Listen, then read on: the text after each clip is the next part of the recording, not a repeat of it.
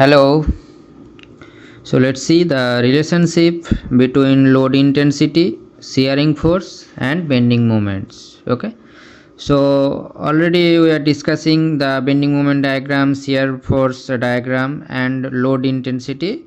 From the load intensity we are finding or drawing the SFD BMD. Okay. So this lecture we will see the what is the relation between these three.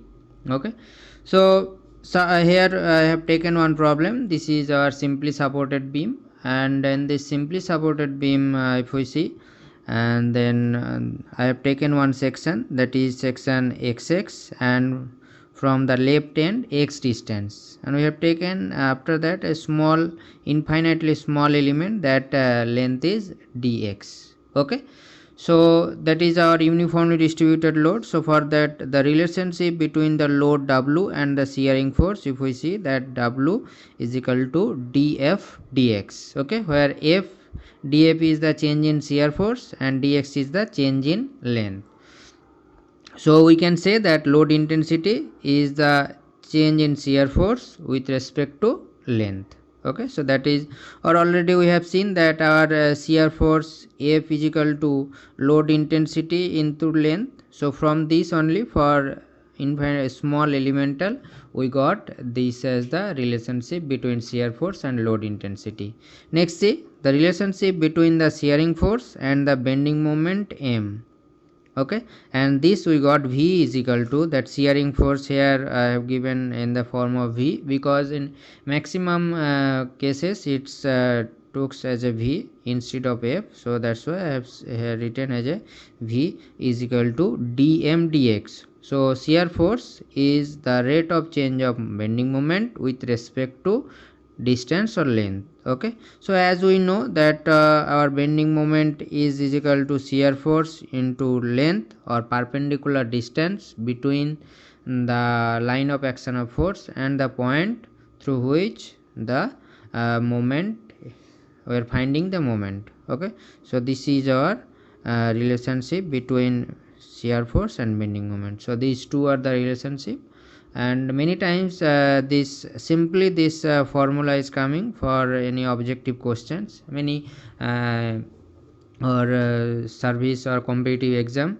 this type of question used to ask. Okay, next let's see a problem that is given, that draw shear force and bending moment diagram of the given figure. So here we can see that is our cantilever beam, and here one point load is acting at 1 meter from the fixed end, and from the free end 2 meter there is a UDL or uniformly distributed load is acting. Okay, so this loading system we have to draw shear force and bending moment diagram. So already we have drawn shear force and bending moment diagram for uniformly distributed load and our point load. Okay, so let's see. So for shear force diagram, we have taken the sign convention, as already we have taken that if the forces which going upwards will be taking as a positive and for downwards will take as a negative. Okay,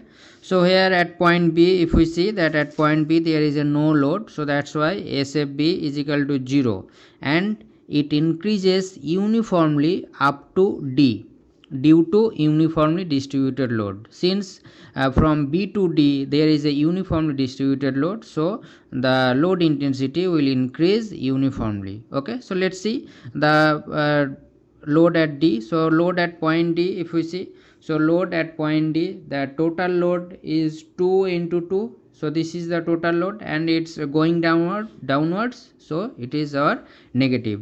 So SFD is equal to minus 2 into 2, that is minus 4 Newton.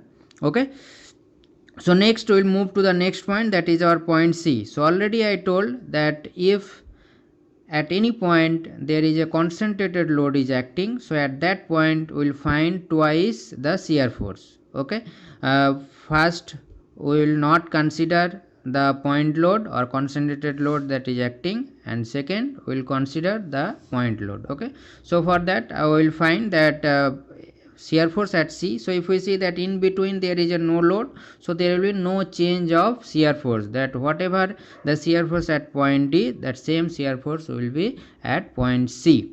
So first SFC is equal to minus 4 Newton.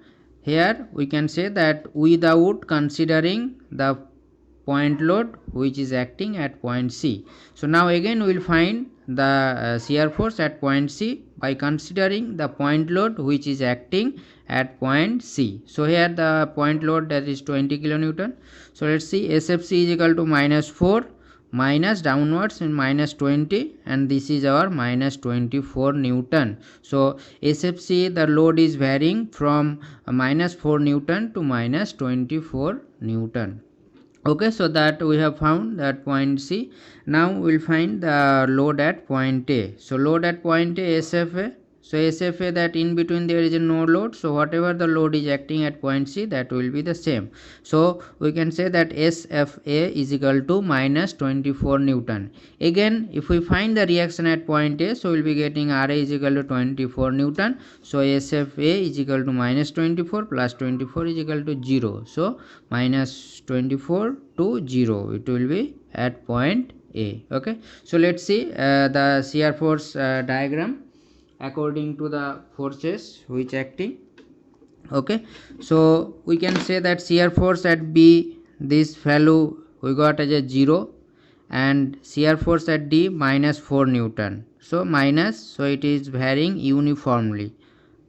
Okay, so this is varying uniformly, so we got this as a D, that is minus 4 Newton.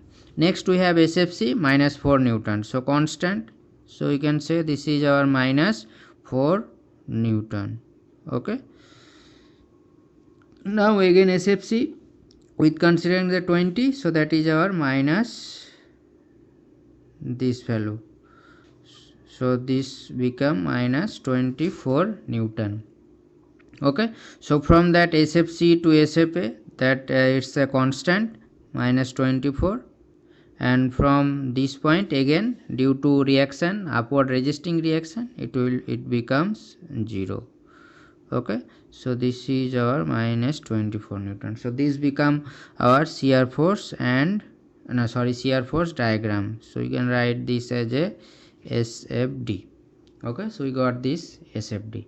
So now let's see the bending moment. So for bending moment we took the sign convention, as we have seen that sagging bending means positive and hogging means negative.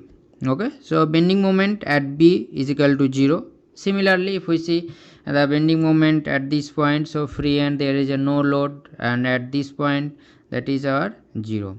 Similar bending moment at D at this point, so bending moment at this point if we see, let's fix it and imagine that left part is not there.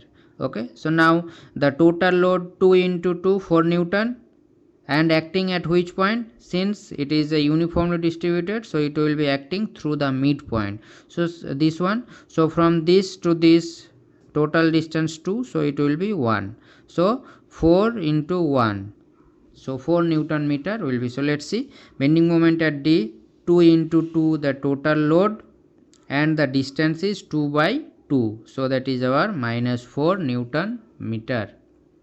Okay, so next we have bending moment at C. So bending moment at C, similarly if we take this point, so let's select this left side, you assume that there is a no extension part of this cantilever beam, only we have the beam up to this point. So here we have total load 2 into 2, so that is 4 Newton, into the distance, so from C to the midpoint of UDL, so this is 1 and this is 1, so that is 2, so total load is 4 into 2, that is our minus 8 Newton. So bending moment at C is equal to minus 2 into 2 into 1, this 1 plus 2 by 2, and this become our minus 8 Newton meter.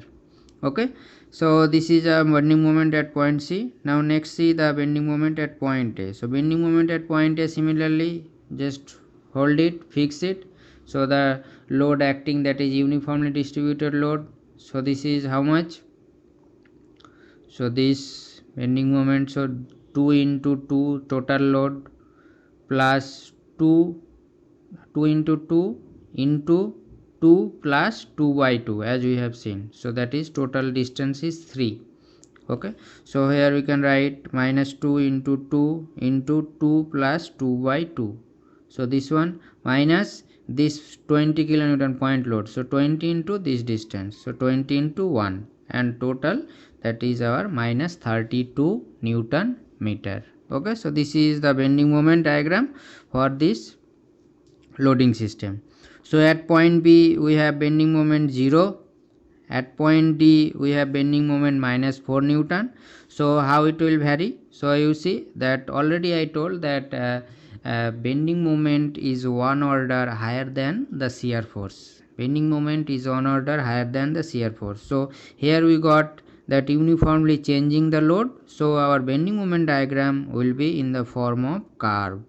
Okay, so minus 4 Newton meter, it will be in the form of curve, one order higher. Okay, so here we got minus 4 Newton meter. So next at point C, so at point C what we got here, it's constant, so our bending moment diagram will be uniformly changing. Okay, so minus 8 Newton, 4 to 8 we have that constant line.